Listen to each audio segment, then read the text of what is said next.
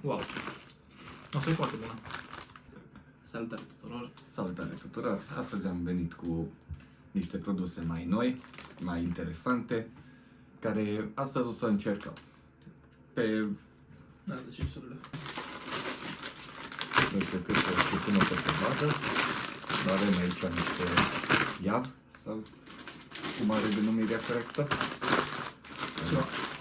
6 sortimente diferite. Sunt noi sortimente de la Iav. Una Practic sunt produse noi. una cu barbecue. Una cu cărnați vânătorești. Una cu tomate și verdețuri. Roșii și verdețuri.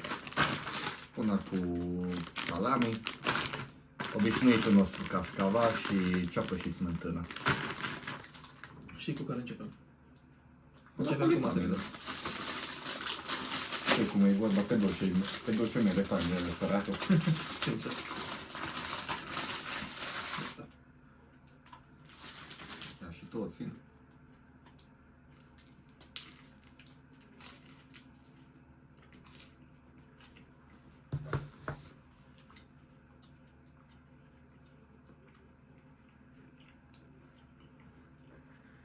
Mi se pare interesant la gust. Îmi place că nu e prea dulce, ai puțin tel așa mai sărat. Se simte caramelul intens. Da. În partea asta îmi place mai mult, în ea că se simte și caramelul. La ea, care începem? De la mine primește nota 9. De la mine 10, o iubesc. Prea bună. Și haideți să continuăm cu Niște bacon. niște bacon chips. Sau snacks-uri, ce așa.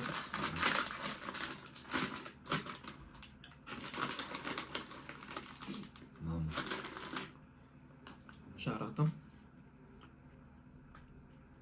Are o culoare așa mai dubioasă, da. Mi se pare bun. Nu foarte bun.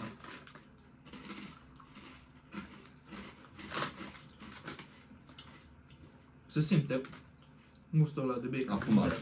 Are un gust, nici nu gust, aromă tare afumată.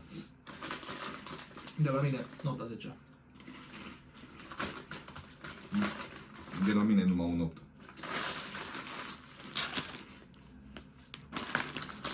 Să continuăm cu cărnați.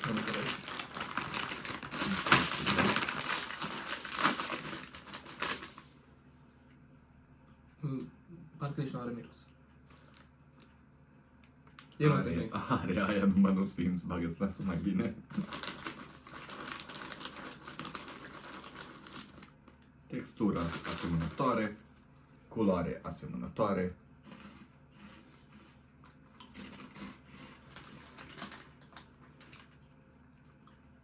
Wow. Parcă asta îmi place mai mult la gust. Eu mai simt gustul de la ăla cu barbecue sau bacon sau ce ăla. Asta chiar are gust de cărnați. Se simte pe ea. Și vânează cătații.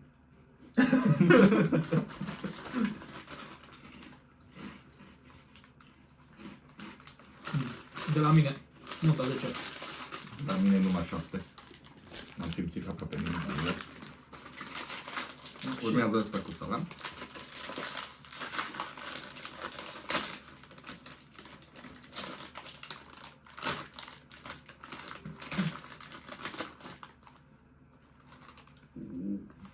Wow.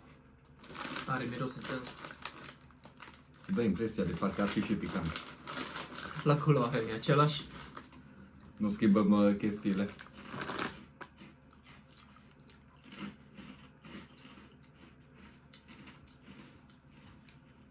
Și la gust e bun. Da. Eu zic tot 10. Nu îi dau 9. Asta îmi place mai mult ca el alte două.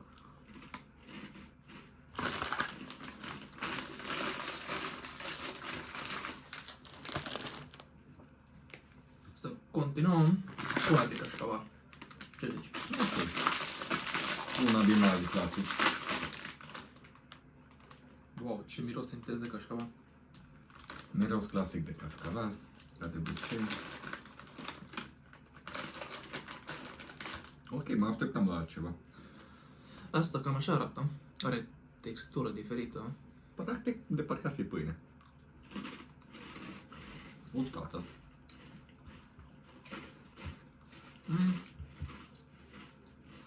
Nu erau nici la gust. Cum? Nu erau nici la gust. Nu-mi place asta. Că da. 9. Și de la mine. Venim cu niște tomate și verdețuri. Am ajuns la categoria aia unde ar trebui să avem niște arome mai intensive.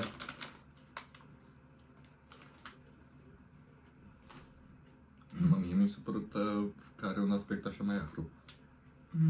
Probabil. Nu știu ce mi-a dat, sincer. Un minut. La textură e același. Nicio diferență, la ultima nici nu mai arătăm că e aceeași chestie.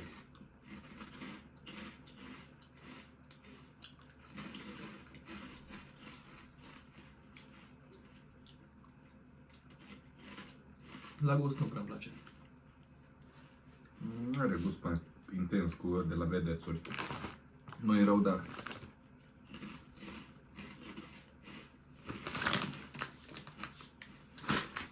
De la mine, nota 8. de la mine 9.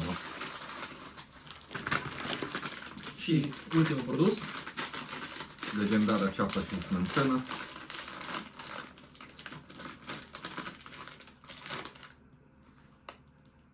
Miros clasic de ceapă și smântână. Da. Textura aceeași chestie. Textură același.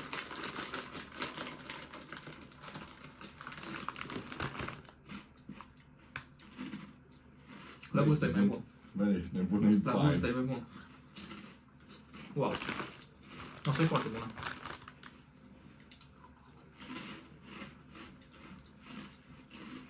fain. 10 clar.